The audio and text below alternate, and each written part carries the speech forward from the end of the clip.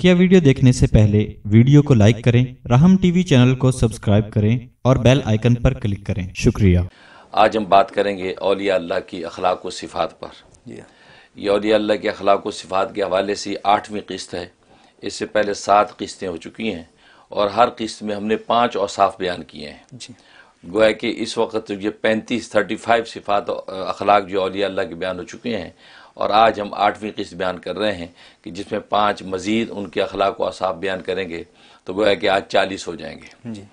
तो औलिया अल्लाह के अखलाक व सिफ़ात का ये सिलसिला इसलिए शुरू किया ताकि कोई विलायत व मार्फत के इस मैदान में तरक्की करना चाहता है तो न औलिया अल्लाह की अखलाक व सिफ़ात को सामने रखे और अपना मुहासबा करे कि मेरे अंदर क्या क्या अखलाक व औसाफ पहले से मौजूद हैं या मज़ीद मेहनत रियाजत के बाद मुझे क्या क्या औसाफ पैदा करने चाहिए ताकि विलायत व मार्फत का रास्ता मेरे लिए आसान हो जाए।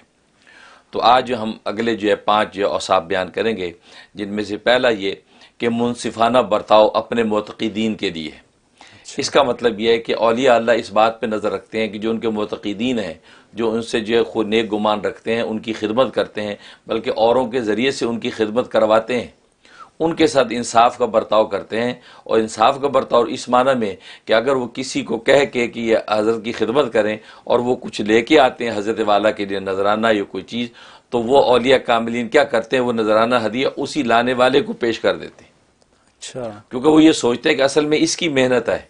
जो उससे ये लेकर आया है, तो चूंकि उसकी अपनी मेहनत है इसलिए उसका शुक्रिया करके उसको दुआ दे के अपनी तरफ से उसको पेश कर देते हैं, क्योंकि असल में तेरी मेहनत है, इस वजह से तू ये नजराना हदिया फलां से भारी लिए लेके आया। तो गोया कि मुतक़ीदीन जो चीज़ें भी उनके लिए मंजूर करवा के लाते हैं तो उसमें उनका हिस्सा और हक़ सामने रखते हैं कि ये जो है हक़दार है, क्योंकि ज़ाहिर है कि इसकी मेहनत और रियाजत है, लिहाजा वो उन्हीं को पेश कर देते हैं। हाँ, बक़दर ज़रूरत अगर हो तो बस वक़्त रख भी लेते हैं अपनी ज़रूरत के मुताबिक, लेकिन वरना बाकी उसी को दे देते हैं। लेकिन उसकी तमन्ना ये तलब नहीं करते या उन मुतक़ीदीन को इस बात का सबक नहीं पढ़ाते कि तुम ऐसा करो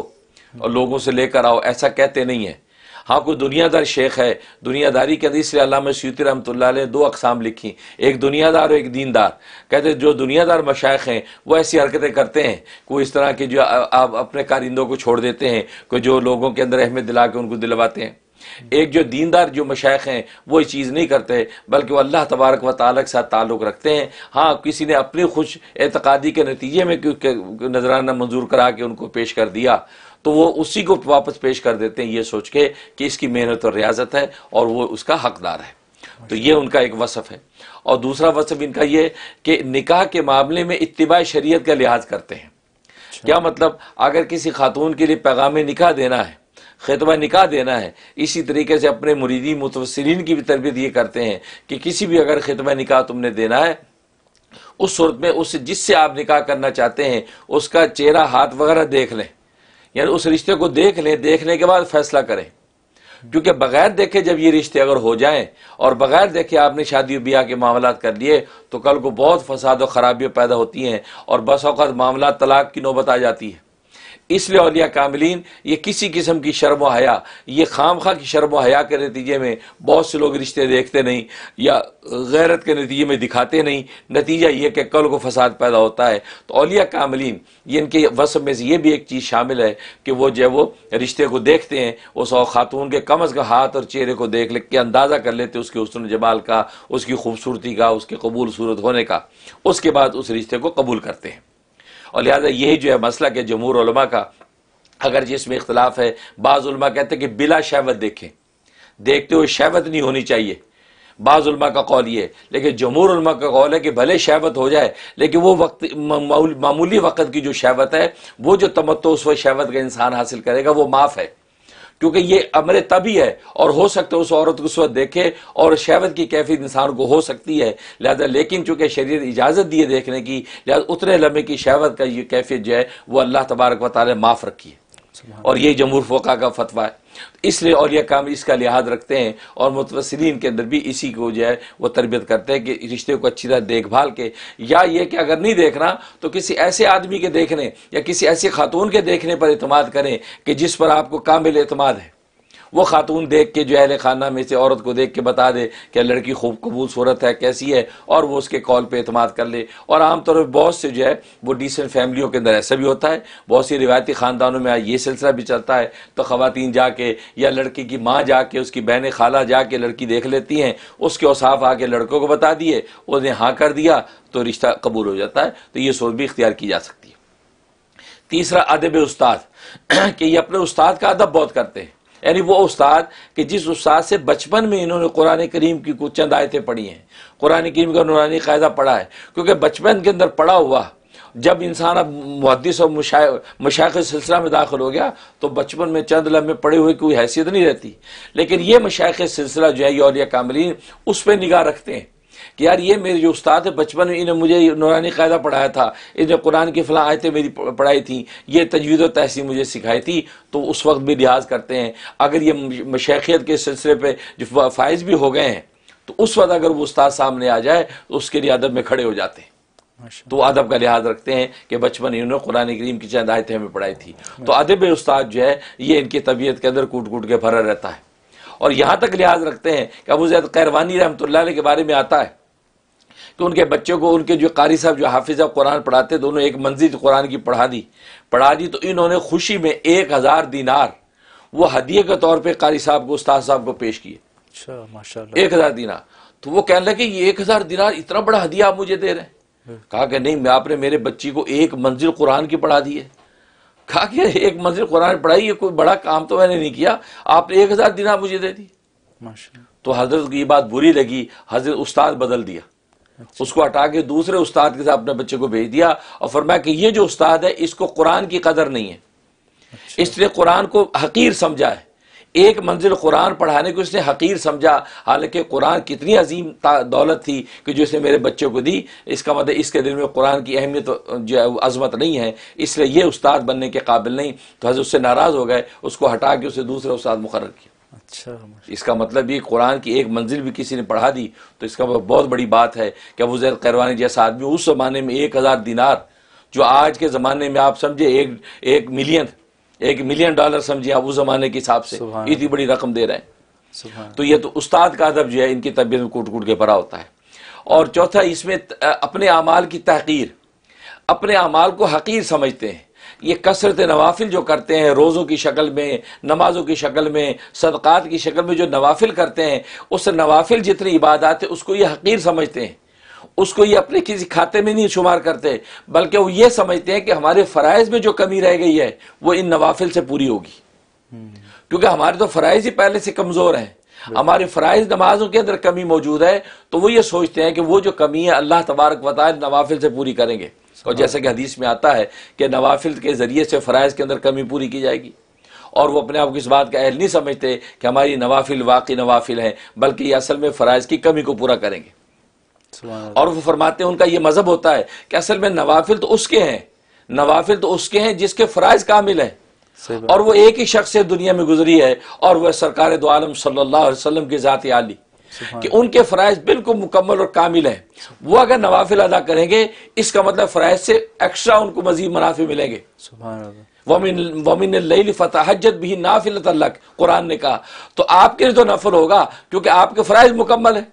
ورنہ اس کے علاوہ دنیا میں کوئی ایسا نہیں ہے کہ جس کا فرض بالکل بدرجہ عتم مکمل ہو، کہیں نہ کہ فرض میں کمی رہ جائے گی، لہذا وہ کمی فرض نوافل سے پوری ہوگی۔ جب نوافل سے پوری ہوگی تو آپ نفل پڑھنے والے کہاں ہوئے؟ آپ تو اپنے فرض ہی پورے کر رہے ہیں۔ تو فرمایا اس پر ان کی نگاہ ہوتی ہے، لہذا پھر نفلی عبادات کی وجہ سے وہ کسی کبر اور غرور کا شکار نہیں ہوتے۔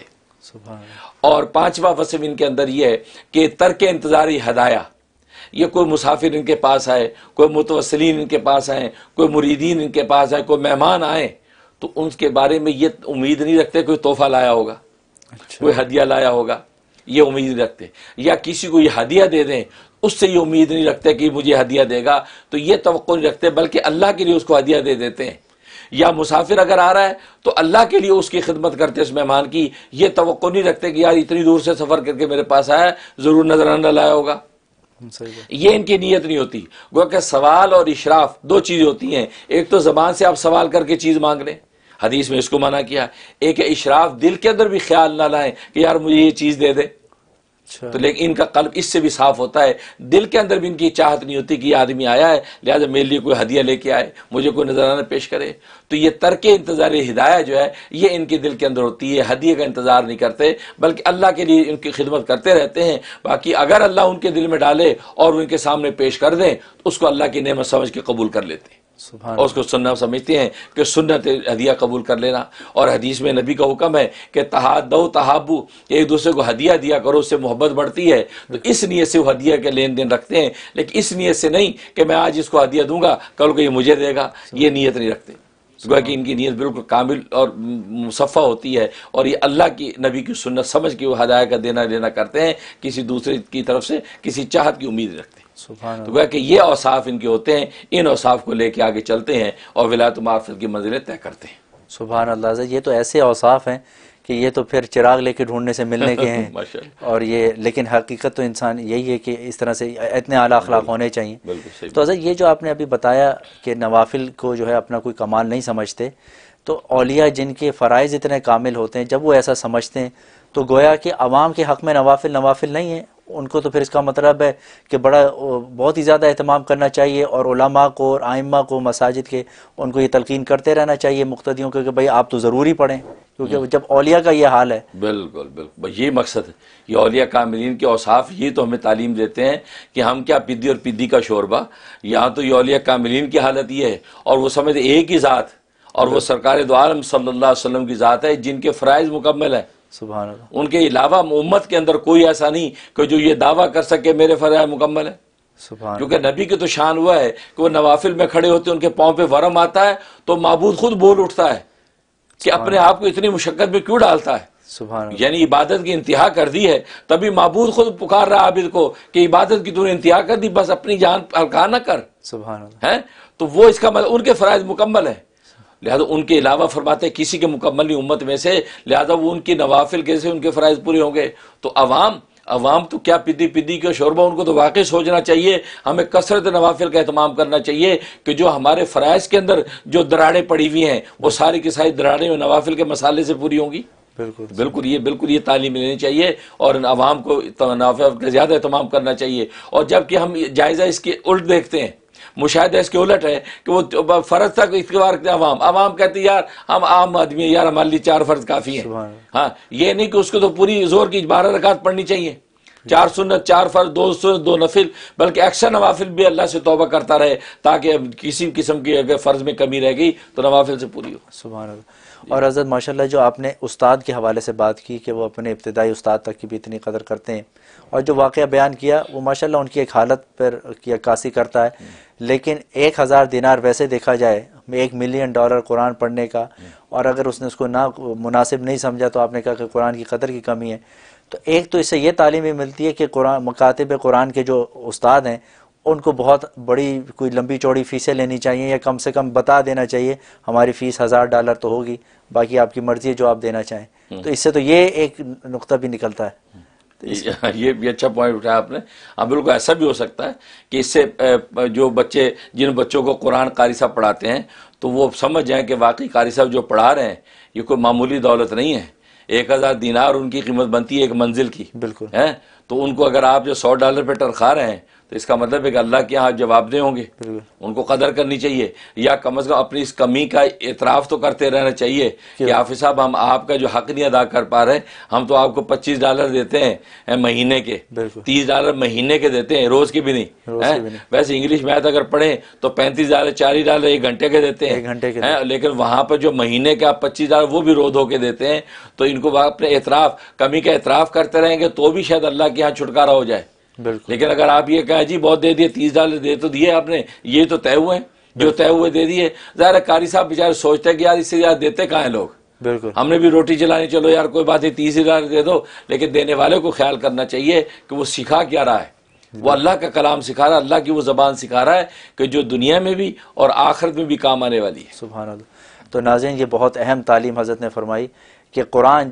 جو شخص آپ کے، جو قاری صاحب، جو امام مسجد جو آپ کے بچے کو قرآن پڑھا رہے ہیں، وہ 1 گھنٹہ آدھا گھنٹہ جو آپ کے بچے کو دے رہے ہیں، یا آپ کے لیے اتنا بڑی خدمت کر رہے ہیں کہ آپ ان کو $1 ملین بھی دیں تو بھی اس کا حق ادا نہیں کریں گے، یہ سوچ کر اس عظمت کے ساتھ ہم اپنے بچوں کو قرآن پڑھوائیں تو انشاءاللہ ہمیں بھی اللہ تعالیٰ اس کا اجر دے گا اور بچوں کے لیے بھی اللہ تعالیٰ قرآن کے علوم کو کھولیں گے۔ تو یہ آج کل بہت ہی زیادہ اس معاملے میں لوگ غفلت کرتے ہیں۔ قرآن پڑھانے والے قاری صاحب کو تو سمجھیں کہ بالکل ہی کم حیثیت سمجھتے ہیں، جب دل کیا اس کی چھٹی کراتے ہیں، اسی کو بیچارے کی تنخواہ لیٹ کرتے ہیں۔ تو ان باتوں کا ذرا خیال رکھنا چاہیے کہ ان کی کتنی قیمت ہے، خاص کر اس پروگرام کے توسط سے کہ جس میں ہم صرف روحی کے بنانے کی بات کرتے ہیں، تو اس کا خاص خیال رکھنا چاہیے۔